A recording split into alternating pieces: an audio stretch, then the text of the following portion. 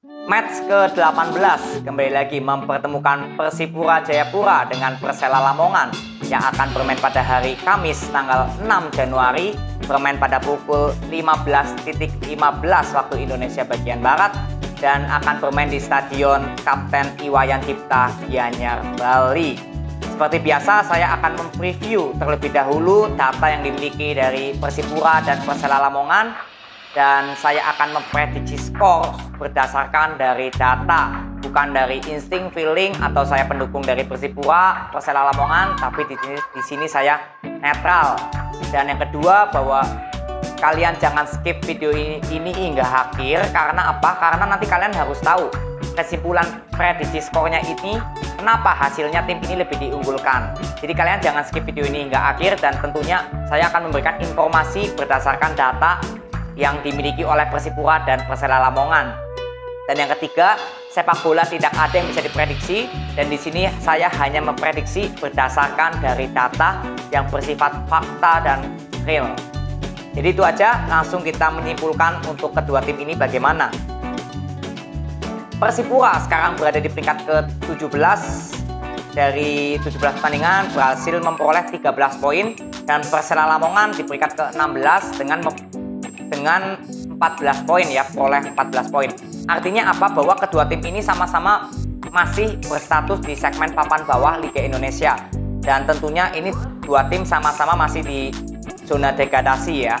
Jadi artinya untuk masalah review yang saya akan berikan untuk Persipura dan Persela Lamongan itu berdasarkan standarnya tim segmen papan bawah Liga Indonesia. Jadi kalau sudah mengerti, kita langsung masuk dan kita langsung bahas untuk Persipura Jayapura. Persipura dari 17 pertandingan berhasil mencetak 3 kemenangan, 4 hasil imbang, dan 10 kekalahan. Dari 17 pertandingan berhasil mencetak 14 gol dan kemasukannya 26 gol. Jadi dengan agregat minus 12 dan poinnya 13. Oke, kita langsung bahas untuk Persipura di lini depannya bagaimana. Persipura dari 17 pertandingan itu berhasil mencetak 14 gol dengan persentase rata-ratanya 0,82%, dan rekor kemenangan terbesarnya yaitu 2-1 ya, yaitu atas PSIS Semarang ya kemarin. Jadi kita lihat standar dari tim segmen papan bawah dengan persentase 0,82, artinya memang sudah boleh dibilang standarnya itu 1,00%. Tapi ini Persipura masih di bawah dari 1,00%. Artinya bahwa Persipura masih bermasalah di mencetak golnya. Power untuk mencetak golnya ini masih sangat minim untuk Persipura Jayapura. Tapi nanti kita lihat di 3 pertandingan terakhir, apakah Persipura di lini depannya ada peningkatan. Nanti kita lihat di 3 pertandingan terakhirnya. Karena kesimpulannya kalau 0,82% ini ya masih bermasalah sekali di masalah mencetak gol itu saja. Tapi nanti kita lihat di 3 pertandingan terakhirnya. Lalu kita lihat pemain yang paling banyak berkontribusi untuk Persipura sejauh ini ada nama siapa? Ada nama Pahabol yang mencetak 5 gol. Ya sudah, sisanya hanya 2-2 dan 1-1. Saya nggak ambil karena ini sudah pertandingan ke-17. Saya minimal mengambil 3 aja, 3 gol. Tapi di Persipura tidak ada yang pemain yang mencetak 3 gol. Hanya ada Pahabol saja langsung yang mencetak 5 gol. Jadi ada satu pemain saja dari Persipura yang paling banyak mencetak gol. Lalu di assist ada Kayambe ya. Kayambe mencetak 3 assist dan ada Hedipo mencetak 2 assist. Jadi total ada 3 pemain dari Persipura yang paling banyak memberikan kontribusi sejauh ini untuk Persipura. Dan boleh dikatakan ini masih sangat minim pemain-pemain yang memberikan assist maupun gol untuk Persipura Jayapura. Lalu kita bahas langsung lini belakang dari Persipura Jayapura.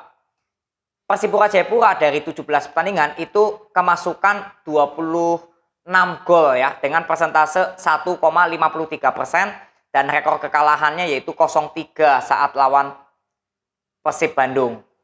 Oke, kita langsung bahas dengan persentase 1,53%, artinya memang sudah di atas dari batas standar saya. Batas standar saya untuk pertahanan di segmen papan bawah yaitu sebesar 1,2%. Dan ini tentunya sudah melebihi dari 1,2, artinya Persipura di lini belakangnya kembali lagi ada evaluasi yang harus diberikan, karena kesimpulannya ini sangat kurang baik untuk pertahanan Persipura di segmen papan bawah. Ini sudah melebihi dari 1,2%.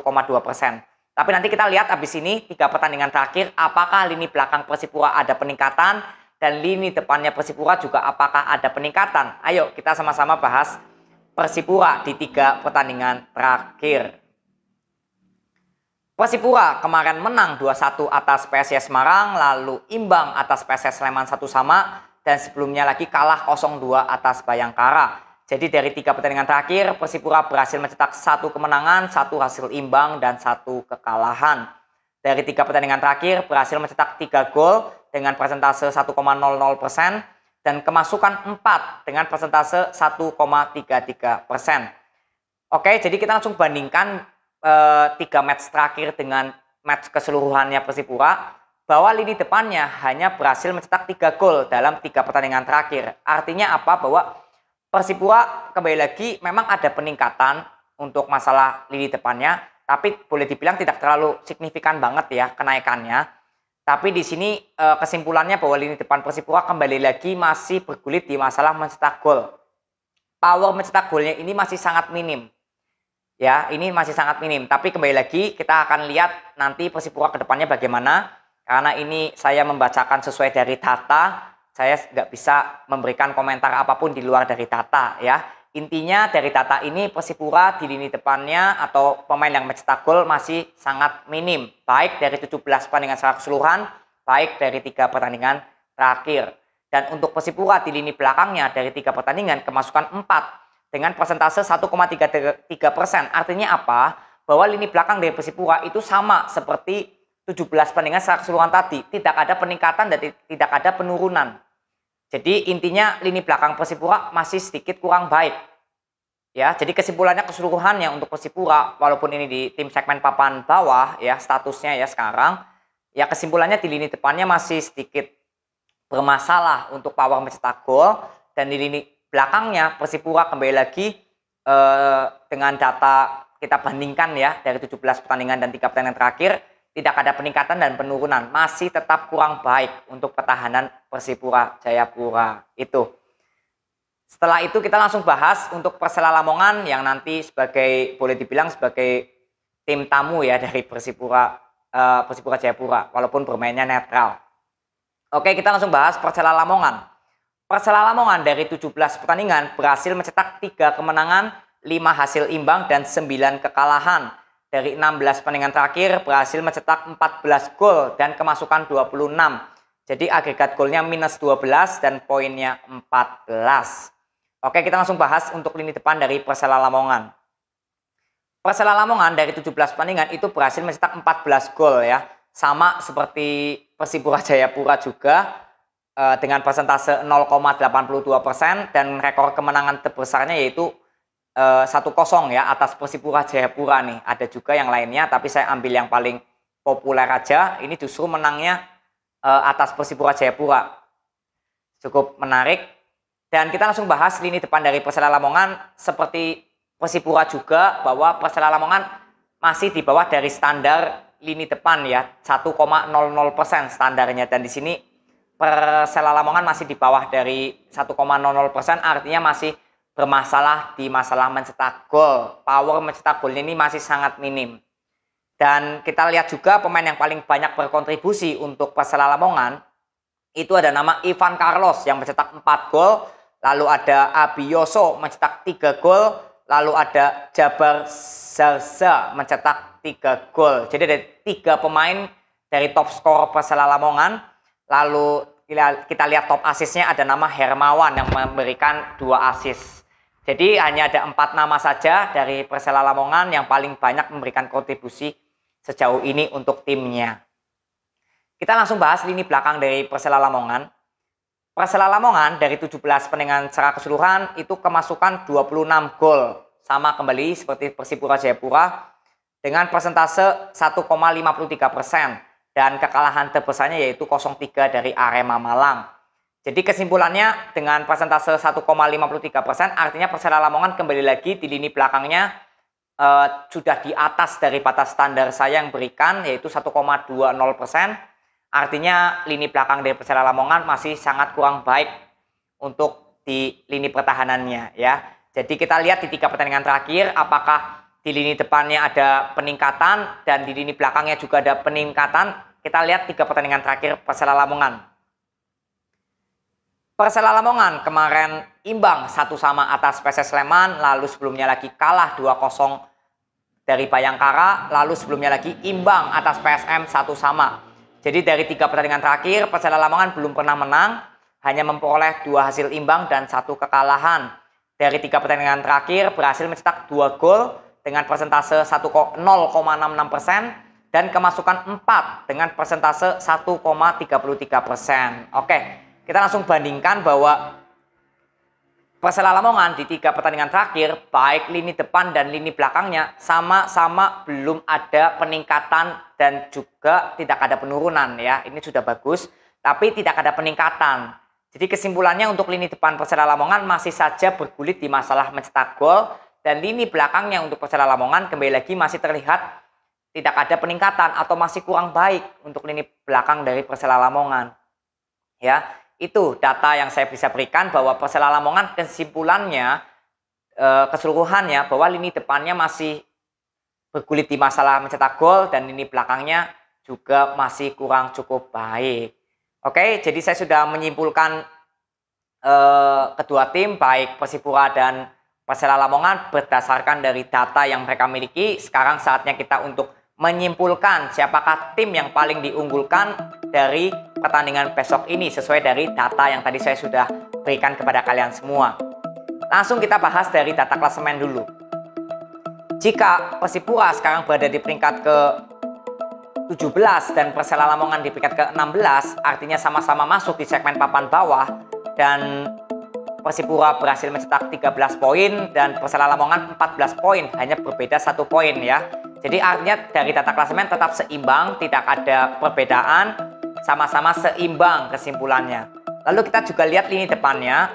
Jika Persipura berhasil mencetak 14 gol dengan persentase 0,82% dan Persela Lamongan juga sama mencetak 14 gol dengan persentase 0,82%, artinya lini depan kedua tim ini sama-sama masih bergulit di masalah mencetak gol. Maka dari itu seimbang untuk 17 pertandingan secara keseluruhan dan 3 pertandingan terakhir. Jika Persipura berhasil mencetak 3 gol dengan persentase 1,00% dan Persela Lamongan hanya berhasil mencetak 2 gol dengan persentase 0,66%. Artinya apa? Artinya kedua tim ini di 3 pertandingan terakhir juga sama-sama seimbang karena hanya berbeda 1 gol saja dan tetap sama, tidak ada peningkatan dan tidak ada penurunan. Masih bergulit di masalah mencetak gol. Maka dari itu lini depan untuk kedua tim ini tetap dikatakan seimbang. Lalu kita lihat untuk lini belakangnya. Jika Persipura kemasukan 26 gol dengan persentase 1,53% dan Persela Lamongan juga sama ya, kembali lagi kemasukan 26 gol dengan persentase 1,53%. Artinya jelas tetap seimbang untuk kedua tim ini. Kesimpulannya masih sangat kurang baik di lini belakangnya. Dan 3 pertandingan terakhir Persipura kemasukan 4 dengan persentase 1,33% dan Persela Lamongan di 3 pertandingan terakhir kemasukan 4 juga dengan persentase 1,33%. Artinya di lini belakang kedua tim ini juga dikatakan seimbang. Lalu itu saja yang saya bisa berikan, bahwa tidak ada nama Persela atau Persipura yang diunggulkan, tapi benar-benar dari data ini seimbang semua. Saya juga sudah mempelajari dari data siapakah tim yang lebih diunggulkan, tapi benar-benar masih seimbang banget. Jadi saya nggak bisa untuk dan nggak boleh untuk mencari dukungan kepada tim ini yang lebih diunggulkan, baik Persela atau Persipura. Jadi ini kesimpulannya semuanya tetap seimbang. Jadi di prediksi pertama kesimpulannya akan seimbang dengan persentase 50%. Dan jika hasil imbang ini akan terjadi, ya skornya antara 0-0 atau 1 sama. Apakah bisa 2 sama? Ya bisa saja. Tapi kalau kita simpulkan dari data, ya kedua tim ini sama-sama di lini depannya juga masih bermasalah untuk di mencetak golnya ya. Jadi boleh dibilang kesimpulannya di prediksi pertama hasilnya akan berimbang dengan skor 0-0 atau 1 sama. Dan di prediksi kedua kalian yang simpulkan sendiri, siapakah yang lebih diunggulkan jika hasilnya akan menang, apakah Persipura ataukah Persela? Karena saya tidak bisa menyimpulkan yang lebih diunggulkan mana, karena sesuai dari data ini benar-benar seimbang. Ya, jadi di prediksi kedua kalian yang menentukan sendiri dengan persentase 30%. Siapakah jika hasil di luar dari imbang, tim mana yang lebih diunggulkan untuk menang? Dan di prediksi ketiga yang paling terkecil 20%, kembali lagi siapa yang kira-kira tim yang kemungkinannya terkecil untuk bisa memenangkan pertandingan besok. Jadi ini aja yang aku bisa berikan kepada kalian, bahwa prediksi tertinggi sesuai dari data itu hasilnya akan seimbang dengan skor 0-0 atau 1 sama. Dan di prediksi kedua dan ketiga saya nggak buat karena saya tidak bisa mencari data lagi yang lainnya yang mengunggulkan Persipura atau Persela Lamongan, tapi benar-benar semuanya seimbang. Jadi kalian yang simpulkan sendiri siapakah di prediksi kedua yang kemungkinannya lebih besar untuk menang, dengan dan prediksi ketiga siapa yang kemungkinannya paling terkecil, Persipura atau Persela yang menang besok ini.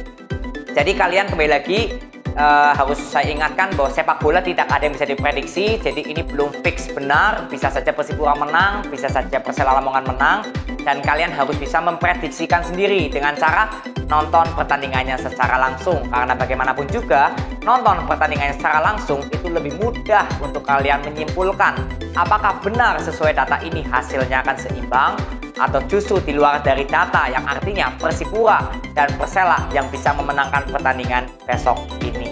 Itu aja, terima kasih yang sudah nonton sampai akhir, respect banget buat kalian, dan nanti kita ketemu di video berikutnya. See you.